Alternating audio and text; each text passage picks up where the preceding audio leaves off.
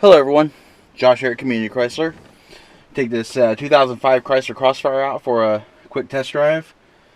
It is powered by Mercedes-Benz V6 engine, 6-speed manual transmission. Basically, this vehicle is based on the Mercedes-Benz SLK Roadster. However, this is a hardtop version. They also made a coupe. Pretty nice. Everything in here is pretty much Mercedes-Benz, with the exception of the seats. They're Chrysler Crossfire specific. But the dashboard, the steering wheel, and all the interior trim is all Mercedes-Benz. It's black leather, has the mineral gray exterior paint, Infinity premium audio system, also has heated seats and a deployable spoiler. So we're going to go ahead and start it up and take it on a short drive.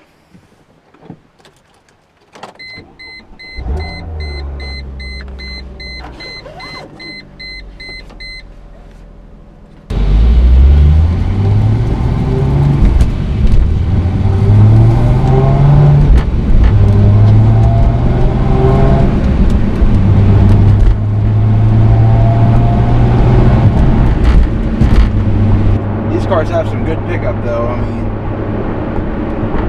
little car, V6 engine.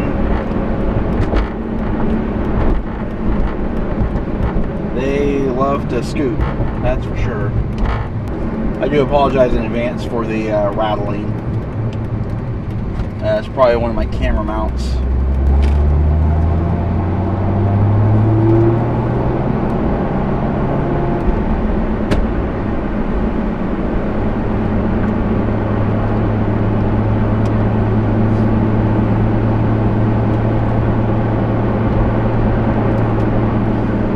The Crossfire was the first true sign of the merger between Daimler-Benz and Chrysler Corporation to become Daimler-Chrysler. It was the first joint effort between the two companies to join technology together. So what they did was they took the existing Mercedes-Benz SLK platform, frame, engine, transmission, and Chrysler then designed their own vehicle, because during that time, during the 2005 era, Chrysler was going a little bit on the retro / old school kick. Nothing wrong with that. Some of it is still around today, is in the Challenger and the Charger. However, back then we had the Prowler, and we also had the PT Cruiser and the Crossfire. Then they started bringing back the old Art Deco look in the 300. And about this time is when also the new LX platform vehicles, the 300 and the Charger came out, and the Magnum. And that's when we dropped the Chrysler Concorde, the Chrysler LHS, the Chrysler 300M, and the Dodge Intrepid. So we're going less away from the sleek look to the more angular, older look of the Art Deco era. So, and the Crossfire is a good merger of the two. It's got really great body lines. It's very typical of a roadster, long hood and short back. This one is more of a sweeping back line, kind of reminiscent of the old teardrop coupes from the 1930s and 1940s. The one vehicle that comes to mind for me is a Talbot Lago.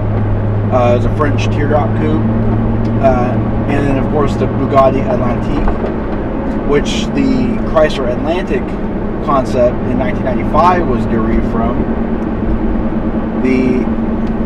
And you can see a lot of the exterior elements in both of those cars in the Crossfire, which kind of is, I like it. It has the slatted front hood, the angular headlamps, and then also has the egg crate grille.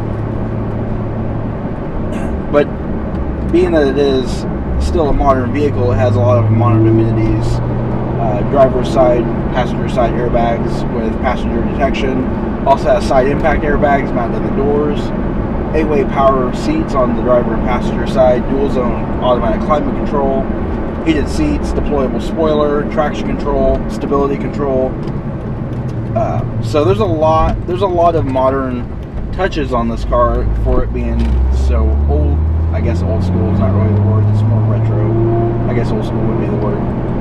within its blood, though. It's a Mercedes-Benz SLK, and is a very, very popular roadster, which still is around today. I think it's in its third generation now. And SLK is actually an acronym. Well, it's not an acronym; it's an abbreviation. And SLK actually stands for three different words: sport. It's sport, league, and compact. So they're sporty, they're light, and they're compact. Is basically what those are. And that's what the SLK actually stands for. Kind of a little history lesson on Chrysler and the type of cars that were their inspiration for their design.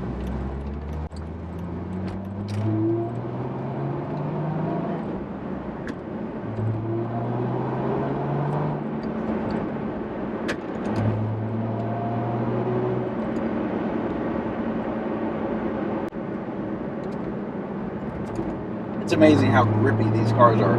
Wide tires, low stance. They're sure-footed and they're playing it solidly. You know, and I mean, being that they're German, I mean, you know exactly where you're going. Where you have the steering wheel pointed is exactly where the car's going to go. So there is no steering lag. So you can see, like, I'm barely, moving the steering wheel, and it reacts instantly.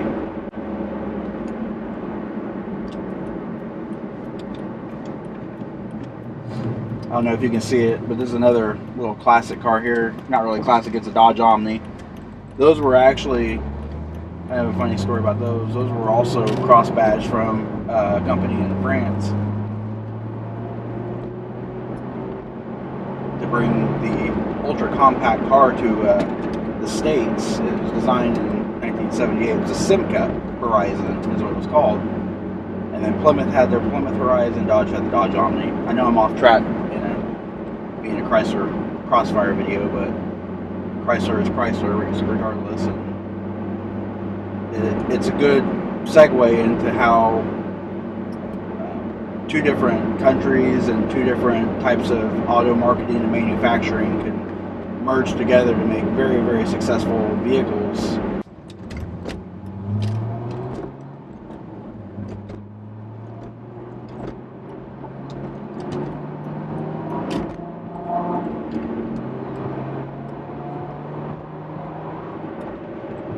This car, if you didn't know it had a V6, you'd almost think it had a V8.